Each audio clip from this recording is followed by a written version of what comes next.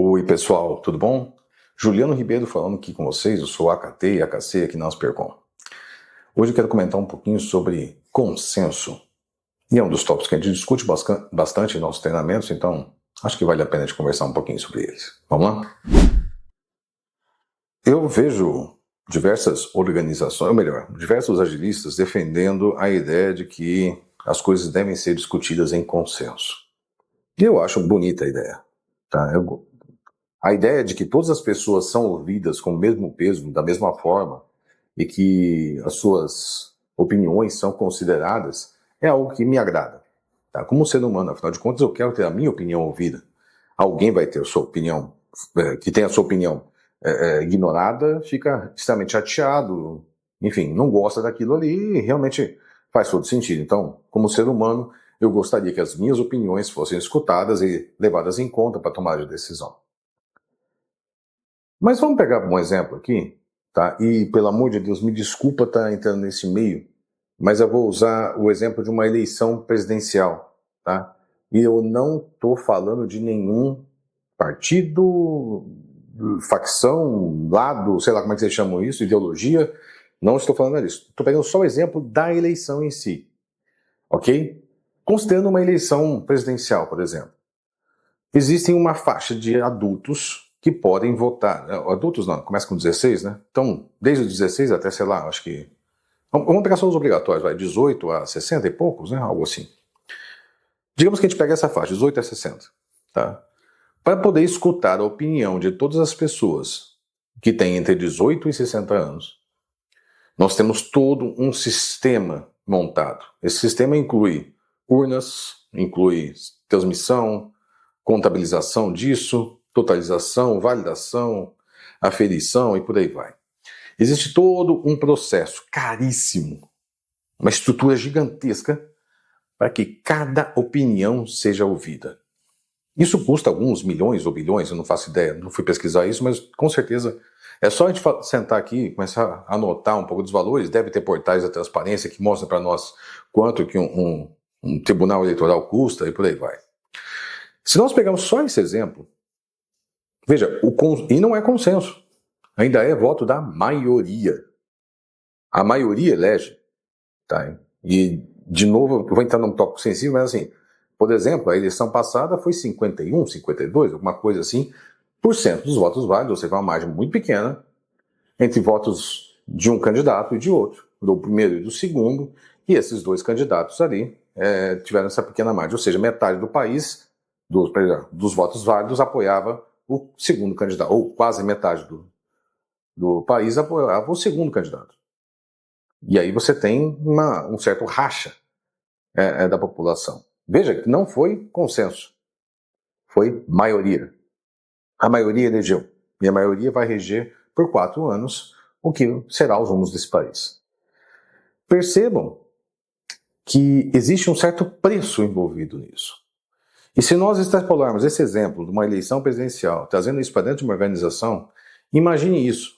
Quão caro é fazer com que todo mundo entre em acordo sobre algo. Imagine se nós pegássemos a eleição presidencial e fizéssemos 2 rodadas. Todo mundo votou da primeira vez, tivemos lá 51, 52 versus 48 ali.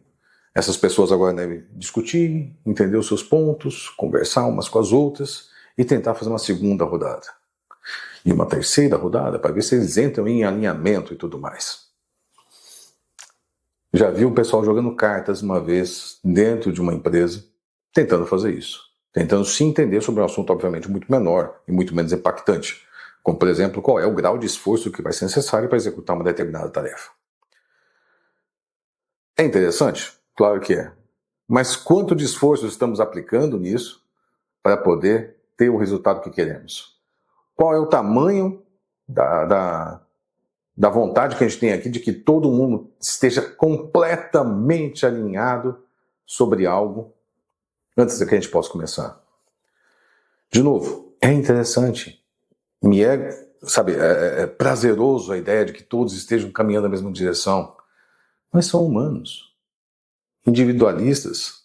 Tá? Cada um tem o seu... É um indivíduo. Cada um tem dentro de si um conjunto de experiências, de características, de habilidades, e baseado nesses conjuntos de conhecimentos, características e habilidades, essa pessoa tem uma visão de mundo. E essa visão de mundo faz com que as opiniões sejam divergentes. Sou pai de 2 filhos, tá? O Oliveira pode comentar mais, ele tem 5, mas assim, a variedade de pensamento entre esses 2 que eu tenho já é enorme. Se eu pegar, e os 2 ali vivem juntos desde que nasceram, convivem o tempo inteiro, as mesmas férias que um foi, o outro também foi, vivem as mesmas experiências quase que todas, mas ainda assim, pensam extremamente diferentes uns dos outros, têm visões de mundo diferentes um do outro.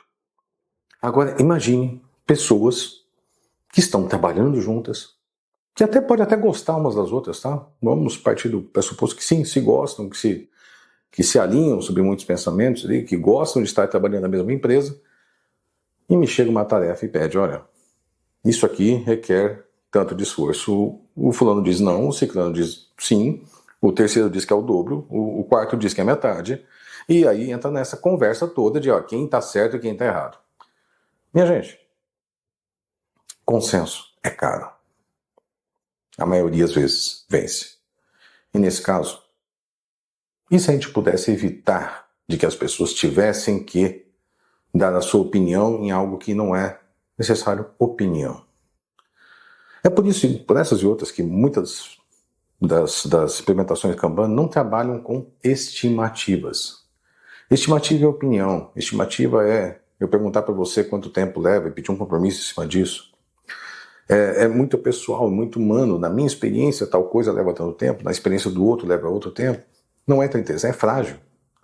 Agora, se nós medirmos aquilo que levou com poucas medições ou com certas medições, um certo número de medições, nós já começamos a ter um sistema que é bastante assertivo, que consegue identificar quanto tempo leva uma coisa para ser concluída. Muito mais do que o esforço. Então, pense com muito carinho, tá? Estimar, botar todo mundo na mesma sala, ouvir a opinião de todo mundo, seja lá qual for a técnica estimativa que você usa, isso pode sair muito caro para vocês, com resultados bastante questionáveis. Montar previsões é mais seguro, é mais tranquilo e não requer que o ser humano se comprometa com isso.